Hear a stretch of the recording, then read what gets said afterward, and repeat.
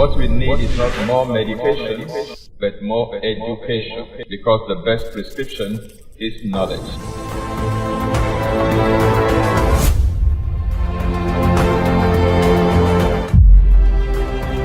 This is Exposé coming to you live from Lagos, Nigeria, every Monday on Instagram, YouTube, and Facebook simultaneously. I'm your regular host, Tony Akinyemi. Don't forget, what we need is not more medication, but more education, because the best prescription is knowledge.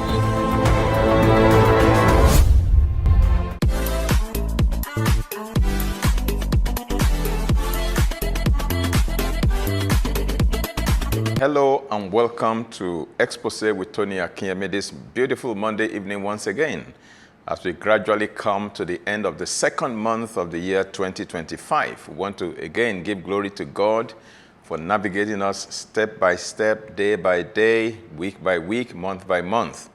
Before we say Jack Robinson, the first quarter of 2025 will be gone again. We thank God for his abiding grace, his faithfulness, and his commitment to us in every way. To God be all the glory. I congratulate you for coming this far, and I know that the one who started the good work in you will complete it until the day of Christ. Now, we started talking about the medicinal properties of certain herbs. We've looked at the hibiscus flower tea, we've looked at the ginseng, we've looked at foti, we've looked at anamu, and we have looked at cat's claw. Today, we're going to talk about yet another one. If time permits, we may talk about two, but we have a lot to say about this number 6 on our list, which is Gotu Kola. G-O-T-U, Gotu Kola. Now, the botanical name of Gotu Kola is Centella asiatica. Centella asiatica. That's the botanical name of Gotu Kola. And it's a member of the Apiaceae carrot family. It's also called pennywort in some quarters. Some people call it mash penny. Some call it water pennyworth. Some even call it sheep rot. Now, Gotu Kola is a swamp plant, and it grows naturally in countries like Madagascar, India, Sri Lanka, Indonesia, China, Australia, even in North America, and many parts of South Africa. I know a professor in Nigeria that actually cultivates Gotu Kola in Ondo State of Nigeria. Now, Gotu Kola is often mistaken for kola nut. No, they are not the same. The botanical name for kola nut is Kola nitida. Kola nitida. Whereas Gotu Kola's botanical name is Centella asiatica. Okay, now the two, that is Gotu Kola and kola nut, are not related at all. They are not related.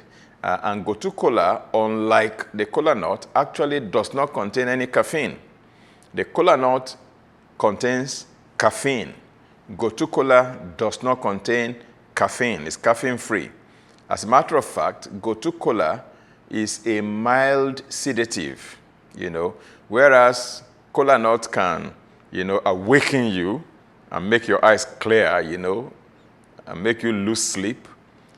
Gotu Kola, on the other hand, can sedate you to sleep.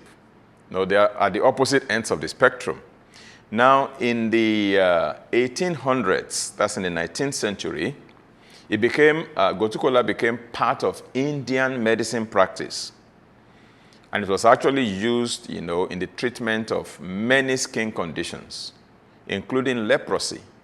They used it in dealing with varicose ulcers, in dealing with eczema, as well as in addressing conditions like fever, like amenorrhea, that is the absence of menstruation in ladies, amenorrhea, and even diarrhea. These were the things that Gotu Kola were used to address in India. In Chinese medicine, the leaves of Gotu Kola are used for, addressing, what is known as leukorrhea. That is a thick, whitish discharge, from the cervical canal and the private part of women. Gotu Kola is used. The leaves are used to treat that whitish discharge, as well as fevers that that may accompany infections and what have you. And other types of fevers and boils are treated with Gotu Kola shoots, the shoots. Now, an ancient Sinhalese saying goes thus. It says, 2 leaves a day, we keep old age away. 2 leaves a day, that is 2 Gotu Kola leaves a day, we keep old age away. That also illustrates Gotu Kola's popularity as an anti-aging remedy or an agent for longevity. Now, historically, Gotu Kola has been used to treat things like syphilis, hepatitis, stomach ulcers, mental fatigue, diarrhea, fever, asthma, and even epilepsy. Gotu Kola has been used historically to address all of these various conditions in various cultures and many countries. Again, in the 1880s, the French actually began to use Gotu Kola as a part of regular pharmaceutical medicines in the country of France. Today, American and European herbalists are beginning to use Gotu Kola most often to treat chronic venous insufficiency. That's a condition where blood pools in the legs. Now, it's also used in ointments to treat psoriasis and help to heal minor wounds. All right? Now, the plant, the Gotu Kola plant, can also enhance brain and peripheral circulation. And it's said to enhance memory. You see, whatever can make blood supply to the brain to be better, we also support nutrient delivery to the brain and thereby nourish the brain properly and enhance the performance of the brain. Just like ginkgo biloba also can help to improve blood circulation to the brain, the plant Gotu Kola also helps the brain in a similar fashion, thereby indirectly enhance memory. Now, Gotu Kola may also play a role in fighting neurodegenerative conditions such as Alzheimer's disease. Now, people with Alzheimer's usually have unusual amounts of the protein that is called beta amyloid. Some people call it plaque that build up in the brain. Now, a 1999 study that was conducted by pathology professor Alan Snow at Seattle's University of Washington actually showed Gotu Kola's potential for the treatment of Alzheimer's disease. Now, besides its use that is apart from the use of Gotu Kola as a general, aid for memory, Gotu Kola has also become popular in the Western world for its calming effects, as well as for improving concentration. Gotu Kola kind of relaxes the nervous system while stimulating the brain to focus better. So it can improve a person's focus. In a 1999 study at the West Palm Beach Veterans Affairs Medical Center in the US, researchers actually tested several dietary supplements, including Gotu Kola, for their effect and for use in things like depression, in anxiety, in sleep disorders, and what have you. And researchers found little difference in the results of the natural supplements and low and high dose antidepressants. However, the studies indicated patients switch to natural supplements because they think that those natural supplements are safer. And the research served as a guideline for healthcare professionals to aid their patients' choice of treatment. All right, so we can begin to see how natural substances are beginning to compare favorably with sometimes synthetic pharmaceutical drugs. Now, studies have also shown that Gotu Kola has positive effects on varicose veins, on poor blood circulation in the legs, as well as the rest of the circulatory system anyway. So it can help to improve, conditions like leg cramps, as well as edema or swellings in the extremities, particularly in the foot or in the feet. Now, the circulatory improvement occurs because Gotu Kola decreases, the hardening of the veins. and improves the connective tissue around veins and also helps the blood to flow through the veins properly. Now, these circulatory and leg benefits were evident in 80% of patients that were tested in studies conducted in the late 1980s. Gotu Kola, yes, Gotu Kola. Gotu Kola also has positive effects on various skin problems. Skin problems, that's another benefit. Now, animal research has shown that trypanoid asiaticoside may actually help wounds to heal quicker. And this trypanoid asiaticoside is actually found in Gotu Kola. Now, other studies also show that Gotu Kola helped in healing surgical wounds to the ear, the nose, the throat, and promoted healing of episiotomies, as well as those who are addressing gangrene. You know, when blood circulation to the extremities of the leg is impaired in a way, and there is an injury to the foot that will not heal and gets infected, becomes gangrenous. This is very common with people with diabetes, all right? People who have had skin grafts and some skin ulcers. Gotu Kola has been found to help those things to heal very quickly. Now, asiaticosides can also toughen the skin, toughen the hair, and toughen the nails. And research has shown that asiaticoside, which is found in Gotu Kola, may provide treatment for leprosy.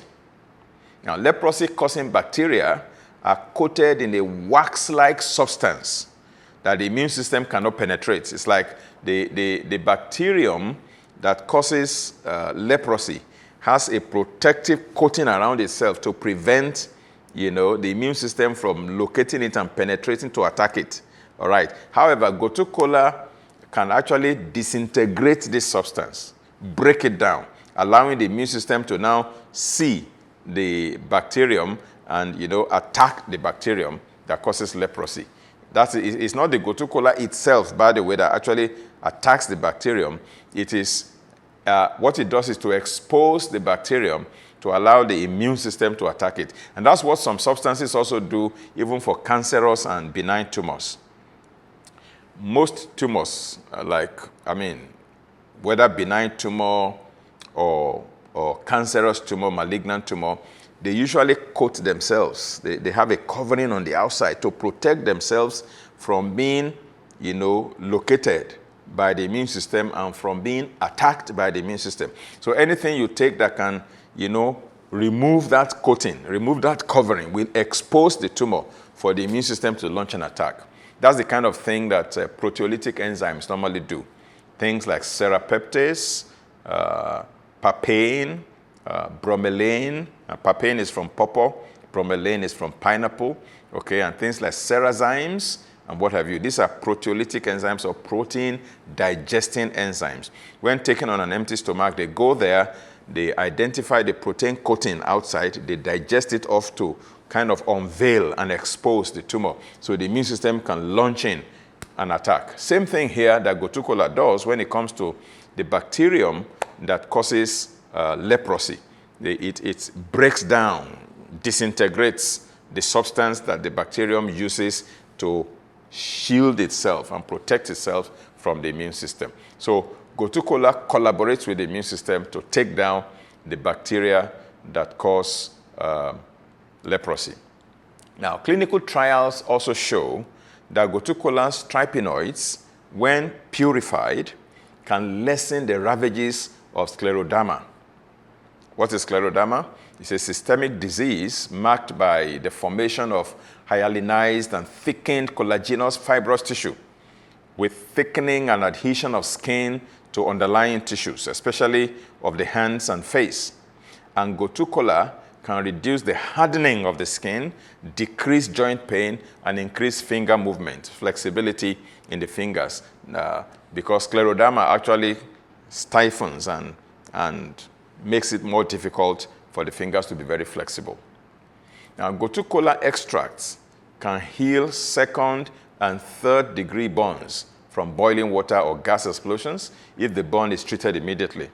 Now, either topical application or intramuscular injections can actually stop the effects of skin infections from burns and can stop or reduce skin shrinkage, skin inflammation, and skin scarring, after a burn when Gotu Kola is applied as a remedy.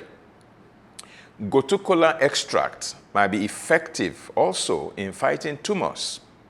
However, researchers are cautious because, you see, animal and human studies need to be completed before a claim can be made.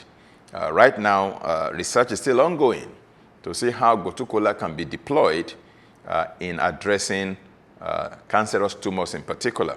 Now, according to the website of the University of Maryland Medical Center in USA, you can go check it out, www.umm.edu. That's University of Maryland Medical Center, umm.edu. Particularly when you check their alternative medicine side of the website and check articles there, you will find articles on Gotu Kola there. Now, according to the website of the University of Maryland Medical Center in USA, Gotu Kola can be used to treat the following conditions: for wound healing and skin lesions, for anxiety, for scleroderma, for insomnia, for venous insufficiency, and for varicose veins. That's at the website of the University of Maryland Medical Center in the USA. Now, Gotu Kola is effective not only at rebuilding weakened connective tissues in the veins, but also at inhibiting edema and improving microcirculation, to improve microcirculation. Now, oral treatment with crude methanol extract of Gotu Kola for 14 days, 2 weeks, actually was said to significantly increase the antioxidant enzymes like superoxide dismutase, SOD, catalase, and glutathione peroxidase, and antioxidants like glutathione itself and ascorbic acid decreased in the lymphoma-bearing mice that were tested with this extract of Gotu Kola. And then the aqueous extract of Gotu Kola was also found to be highly effective in the inhibition of HSV2.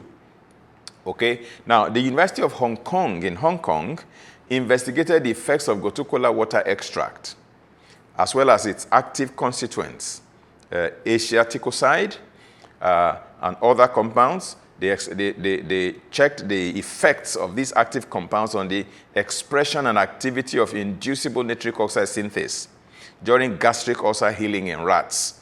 And they suggested that Gotu Kola water extract and Gotu Kola actually have anti-inflammatory property, and thus Gotu Kola may have benefits for ulcer healing, peptic ulcer disease. Now, we will come back after this short break to continue our conversation on this beautiful, beautiful plant, Gotu Kola. Don't go away. People are broke and they are not financially viable because they lack good money-making ideas. You may desire to have money, but if you don't have the knowledge of money and the knowledge of how to make money, money is a game. Every rule that you find in a game also applies to money. In a game, some win and some lose. The game of money, some people win money, some people lose money.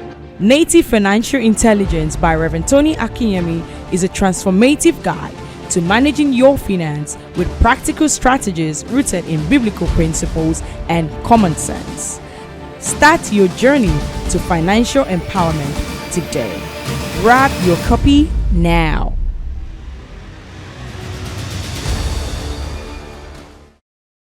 You're welcome back.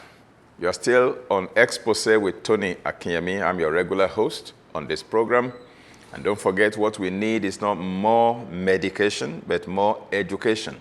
For the best prescription, of course, is knowledge. As I always say, to be informed is to be transformed. To be uninformed is to be deformed.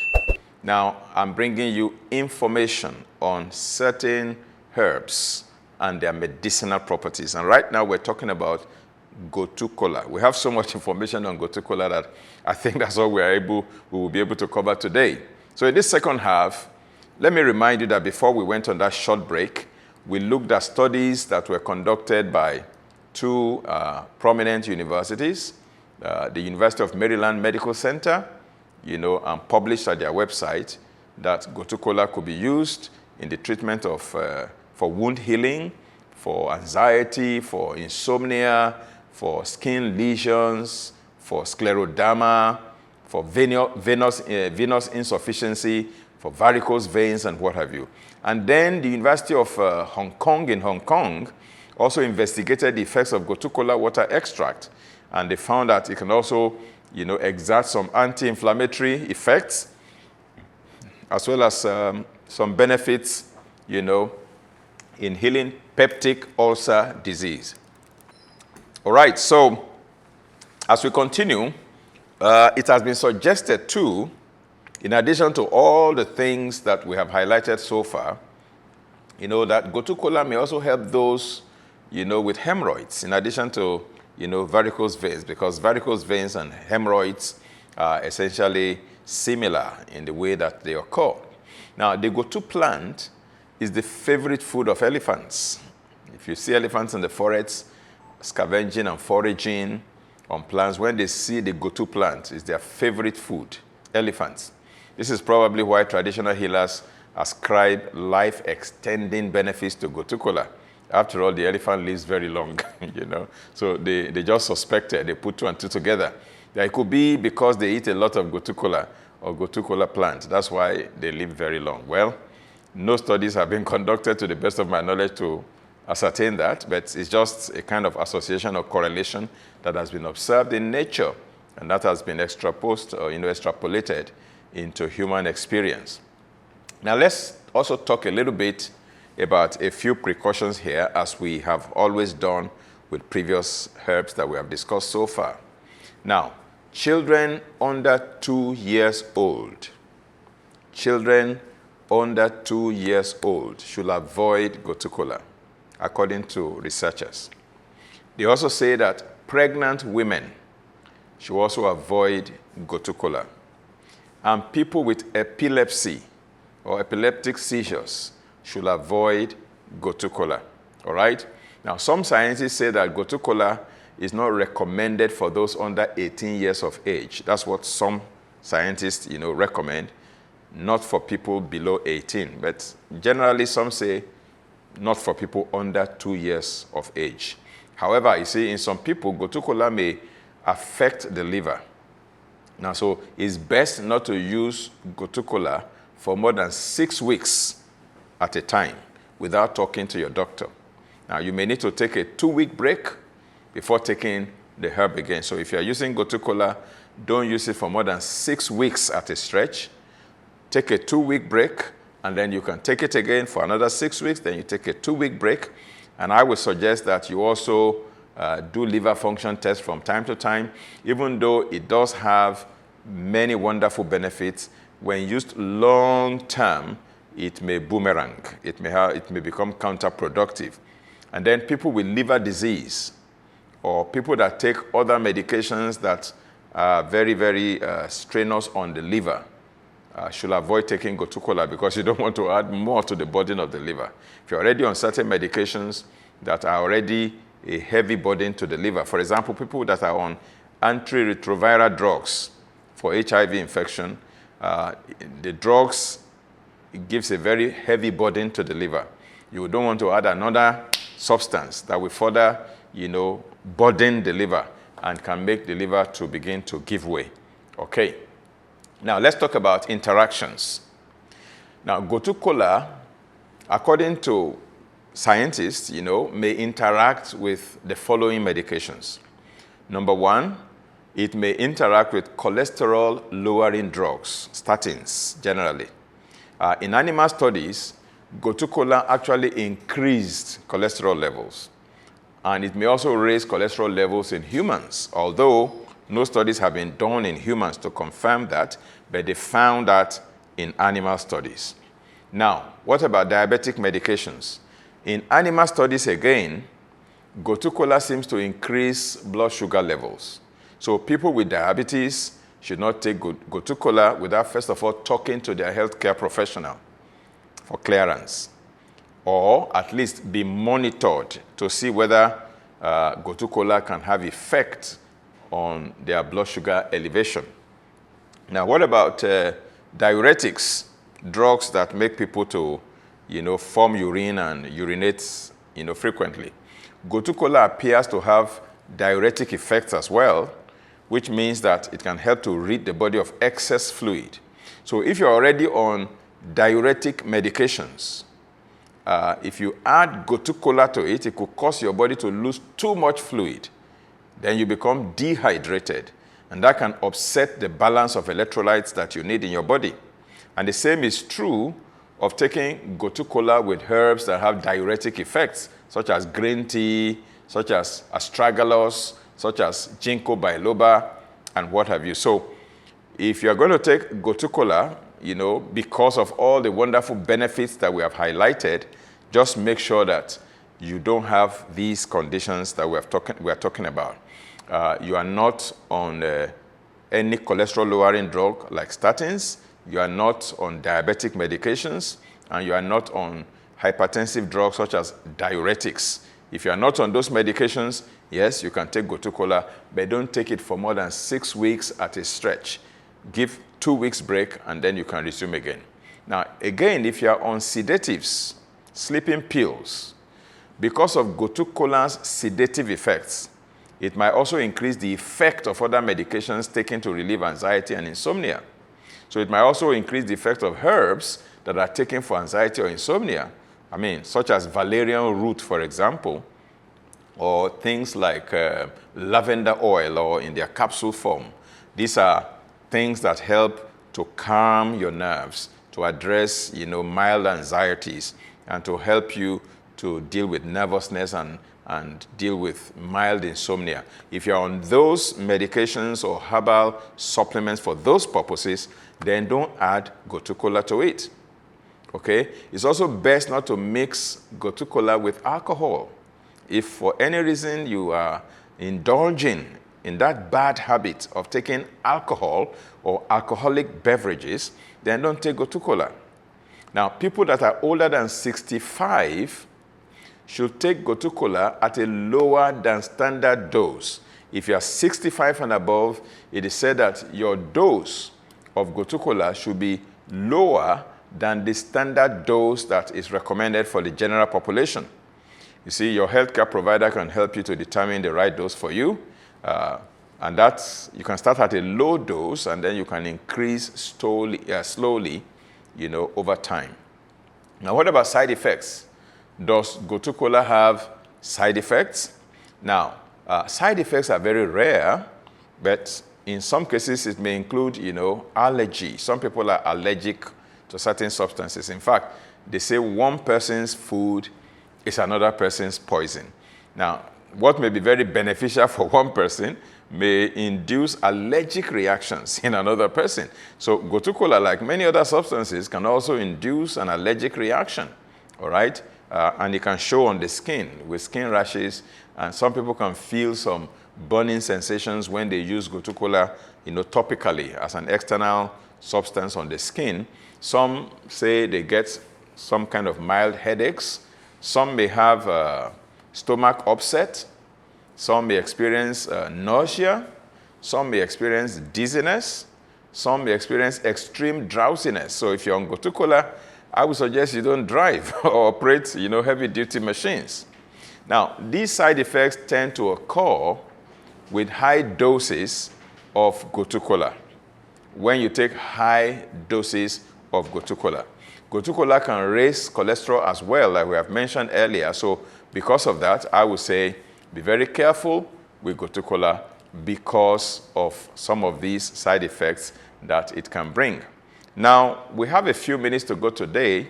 I do not want to go into another herb that will require a lengthy period of time to deal with. So let me just add another one for today and be very brief on that, and that is ginger.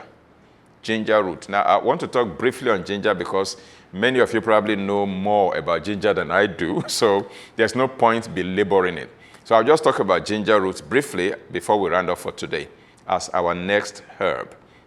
Now, ginger looks very promising for many conditions, for cancer prevention, as an anti-inflammatory agent, as a mild antibiotic, as a mild antiviral, as a mild antifungal, as a mild blood thinner.